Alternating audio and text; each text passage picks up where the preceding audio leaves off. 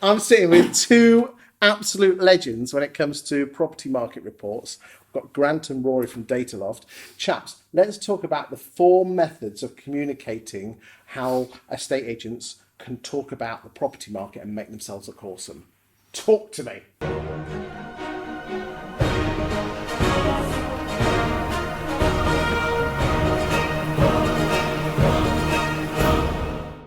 Well, I mean, let's start with the oldest one in the book, which is the written word. Yes. And I'm sure we'll touch on other more modern techniques for communicating with clients. But the bottom line is if you can write about stories and trends and topics in the market, people still are interested in reading that. And there's lots of different ways of presenting.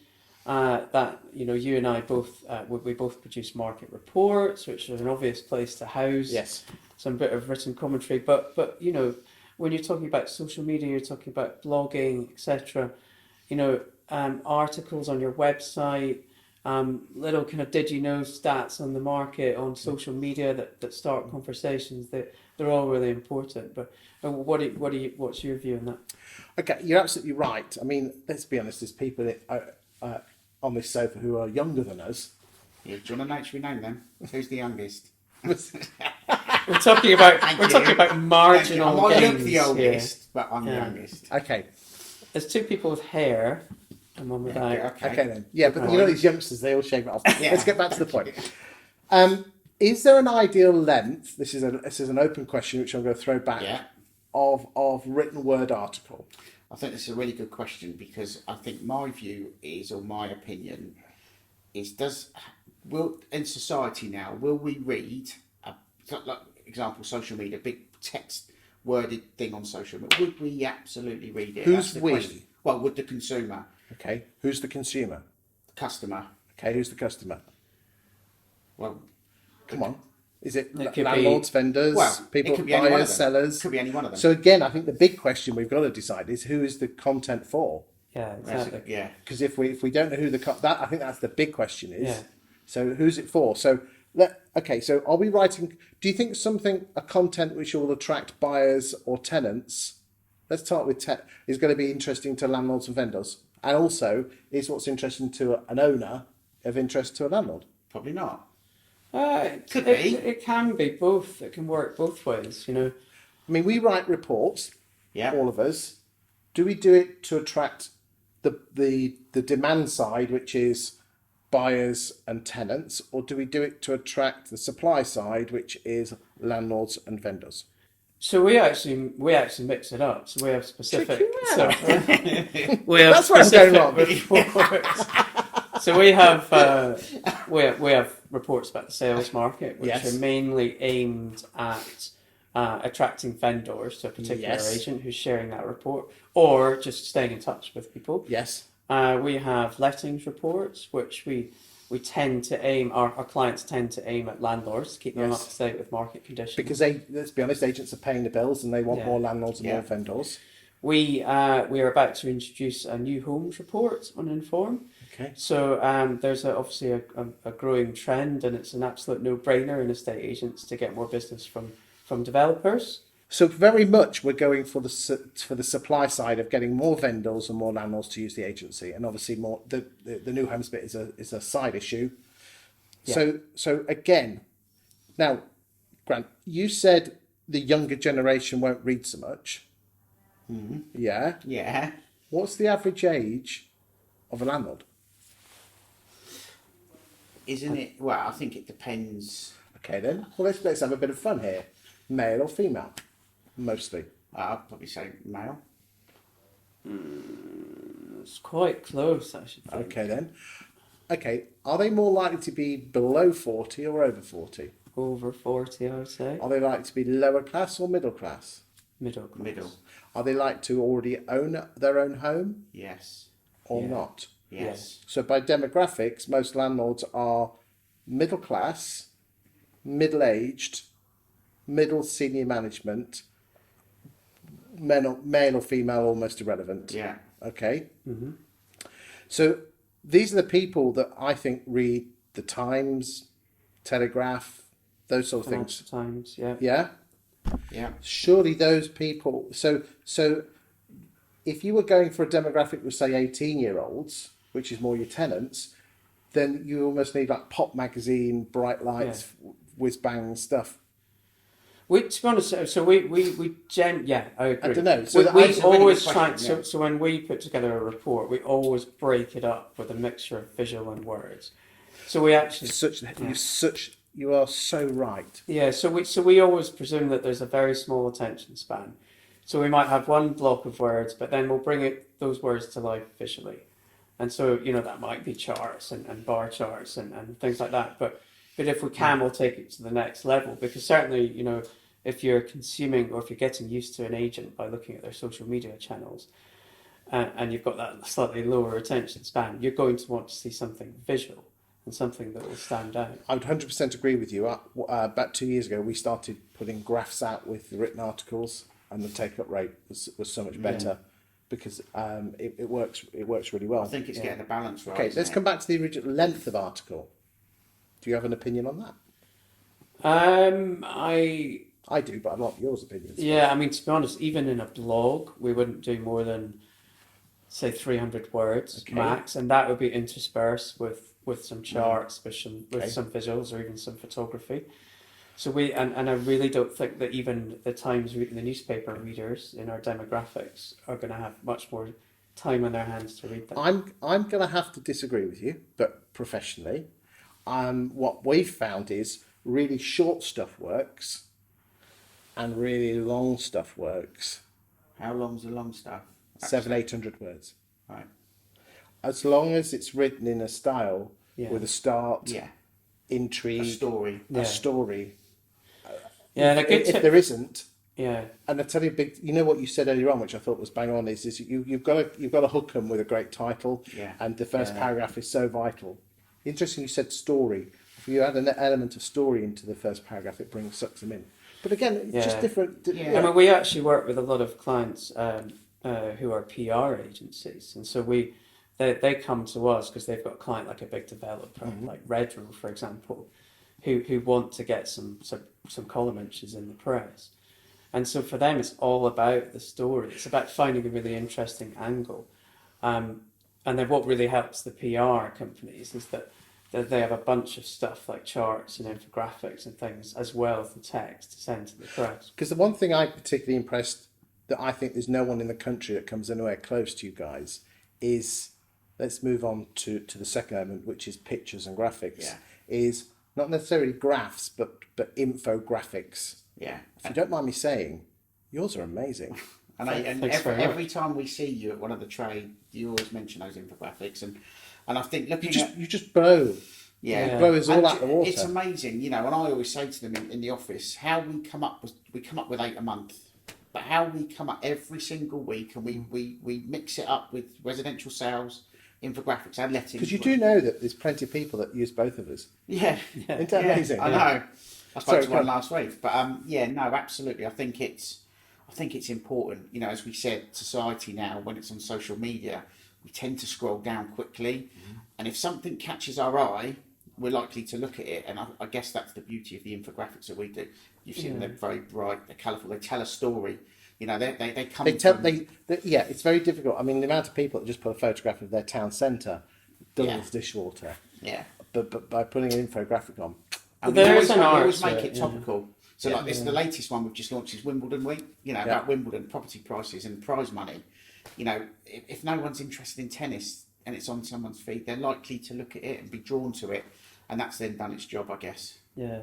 No, I mean, we're lucky. I mean, it's incredibly hard. So basically, our journey is you start out with a huge set of data, and then you distill it down to a few interesting trends and stories. And then that turns into a bar chart, a boring old bar chart, although sometimes they do the job perfectly. And then we have a designer who are very lucky who can take that and turn it into a real art form.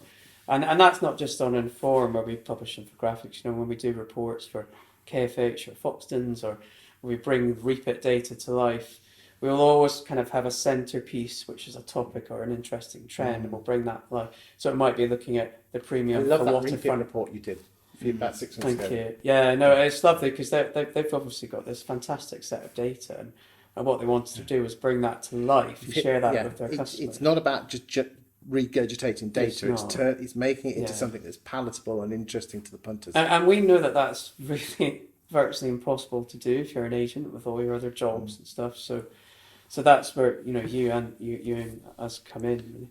Let's move on to the third way, which is audio. Now I know we're now coming over more towards my specialisation.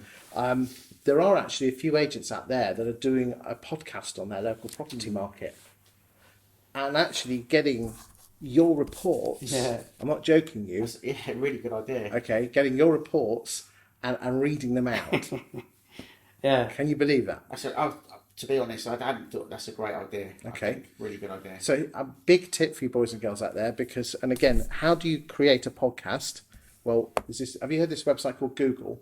Yeah, It's an I think so. amazing website, yeah. The Google. You just type in the word, how do I set up a blog? Sorry, how do you set up a Is that on the line? podcast? Yes, that's it. Is on the line. line. Yes, it is. Basically, the software I would recommend is a thing called SoundCloud. Okay, and basically SoundCloud is almost like YouTube but for audio. And what you do is you just upload it to. Now, what are you going to upload? I'm sure have you got a phone? Yeah, but no battery on it. No battery on it. I've got. So basically, what you do is you go. I mean, if you just show you how easy it is now. Don't show it to the camera, just so you can show it. I've got no battery. Oh, you got no battery. No on battery. it. Okay, yours. And he's left his in the cab Where are you in at? Manchester, so Where he you won't at? be using his phone. Okay then. So what you do is, this is for iPhones, but Androids have got the same thing. Go to voice memos. Okay. Yeah. And then just press record, and talk. And do you know what? I've just sat on the train this morning in rush hour commute time, and I'm just thinking about my train journey, and everyone had headphones in. What a great opportunity to because Yeah. people want to listen. Yeah. And at the end of the conversation, you press stop, and then what you can do on iPhones, but I know you can do it on Android. You just pinch in the first couple of seconds and pinch in the last couple of seconds, and then you then press. It records it as a file, and then all you then do is then just send it to SoundCloud, and it produces. There's your podcast. That's brilliant. And then if you wanted to then have an iTunes one, because you can set up an iTunes one, it takes about 2 days to do, you go to your iTunes account and say, I'm going to set up a podcast. You go to SoundCloud, you cut and paste a few codes either way. Yeah. And again, the Google tells you, the Google on the line. Google. The Google. Tells you how to do all this. Interweb. See, that'd be great for me. I've got the face for radio, I think, rather than Well, don't TV. you start. If I had £1 for every time someone said that, I'd be a rich man. It's true. But Chris, moving on from that, the audio is interesting, certainly. But you've really led the way in terms of promoting using videos to promote your business as an agent. And when you look at LinkedIn, and agents have the confidence to bring those stories and trends to life, but in a personal way, it is really powerful. And I isn't it? think the thing is, though, Chris, on that, just before we go into it a bit more, it takes agents out of their comfort zone. This, and I have spoke to a few agents that said, Chris has told me and said to me, I have to do videos, I have to do, and it's a challenge for me every day to be able to do it. But you watch them now, some of these agents that have been doing it once, twice, 3 times every week, and they're like naturals. And it's a skill, but I think the more practice, So how do you get them over that sort of fear Yeah, because it's not my business in terms of my main business, but about 4 years ago, some of my clients were asking me about videos. Because whilst I earn my money by writing the articles, I really enjoy the marketing part, and so I thought to myself, how do I teach them to videos? So I'm sure you know Matt and Chris. Yeah, on the I've prop met them show. once or twice. Okay, well, Chris was in my round table because I'm in the round table, and Matt was his girlfriend at the time, was my hairdresser. She still is, and I know he taught people how to do videos. So I asked them both, and they both said yes. And we went around the country doing videos. So we decided, right, how the hell do we... And what we did is we did about 4... We taught them, right, this is how you set the camera up on your mobile phone. This is how you press record. Basic stuff. Stop. This is how you export it to your laptop. This is how you crop it. And these are the types of videos that you should do. And what was really weird is that for every 10 people we were teaching, only 2 were following through. Oh, really? Interesting. the classic 80-20 Yeah, principle. interesting. What did it do for the people that really adopted using video? Well, let's do that, and then let's come back to the fear of why they don't. I mean, Luke Sinclair, who is one of the early adopters, and his first ones were truly atrocious, absolutely atrocious. He's growing his letting agency and estate agency by 20% a year, and has done for the last couple of years. And now he's turning over, when in excess out of one branch, over £1 million, and he's gone on record to say that. It's incredible. You know, And you think that he's really raised his profile? well, through all I using can video? say is this: I mean, we work with Luke as well, and he's very good right across all his marketing channels. exceptional. When Luke jumps in a taxi and the taxi driver always says, "You're the guy that does property." Yeah, that tells a story, doesn't it? Yeah. Very clever, yeah. What I've also told Luke to do is, and I've got some other people who have taken videoing to the next level now actually do a show on their town's property market. I think I've seen someone Okay. do that on Okay, social well, media. we've got someone who's been doing a show for the last 18 months, and again, all they do is read the article, go and interview people in their town. Without spending a penny on advertising, a bad week, 20% of the population watches 18 minutes of a 25-minute show. That's a bad week. Yeah. Yeah. Oh, so they upload it on a Friday at 6 o'clock, and by 6 o'clock Saturday, 20%. A bad week, good week, 25%. Brilliant. That's You said can't being argue with that for awareness. Yeah. Can't, can you? Yeah. But coming back, why do people fear it?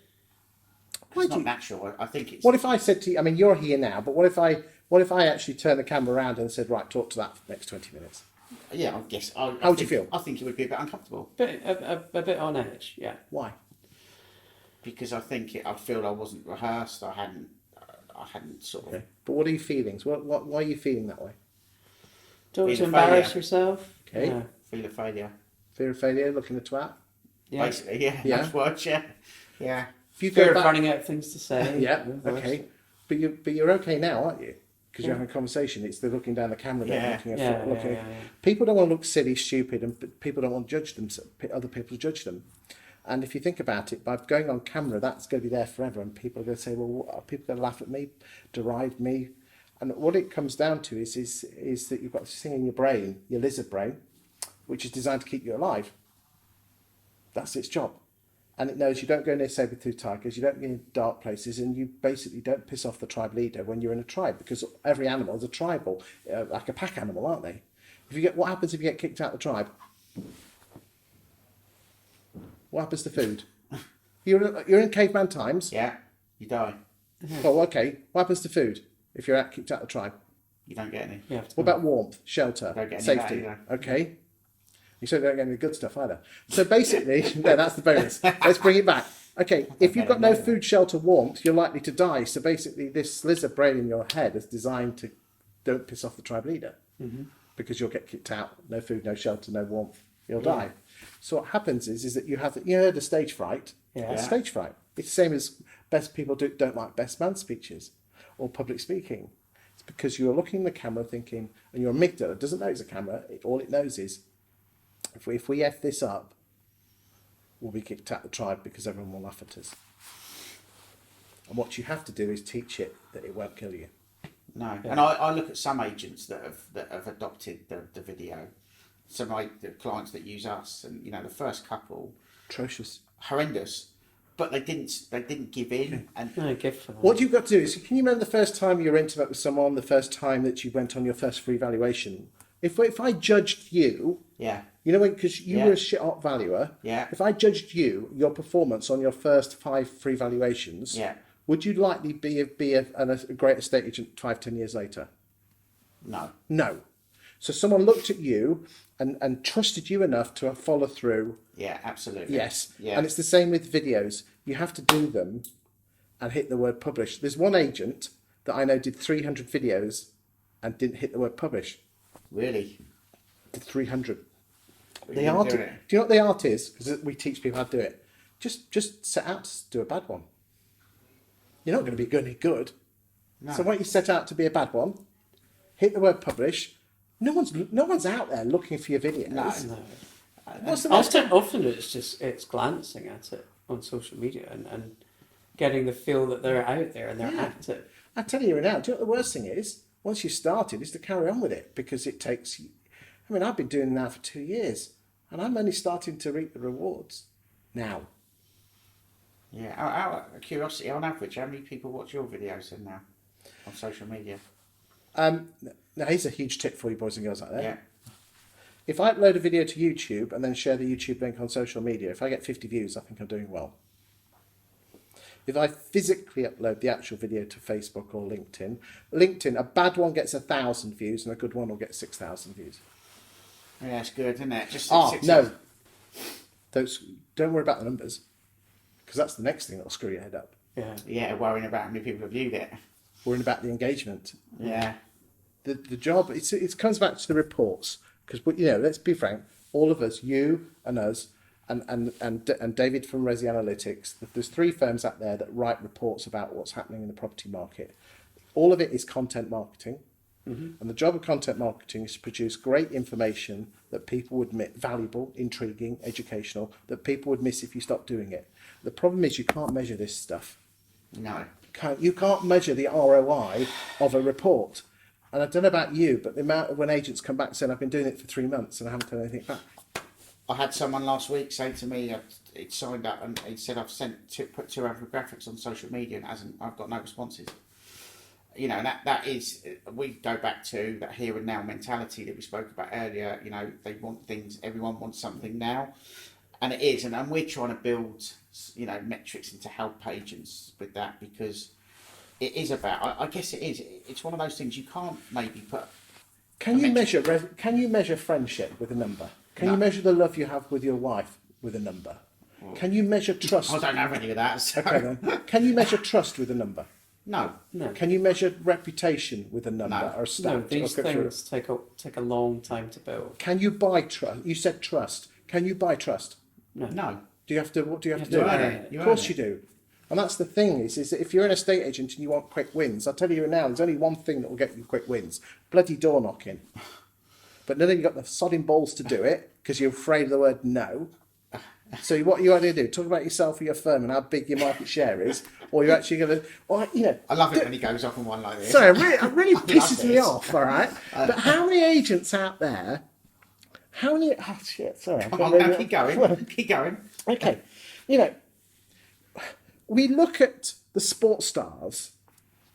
We look at the sports stars that have put the hours, when they were 10 years old, and 12 and 13, and then all of a sudden they at 25 they're an overnight success. We look at the music stars.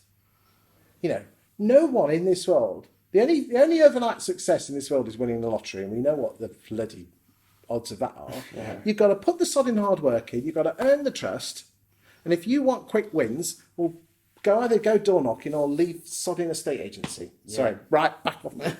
It's true though, isn't it? No, you're building a brand and you're establishing a reputation in the local market as the go-to agent.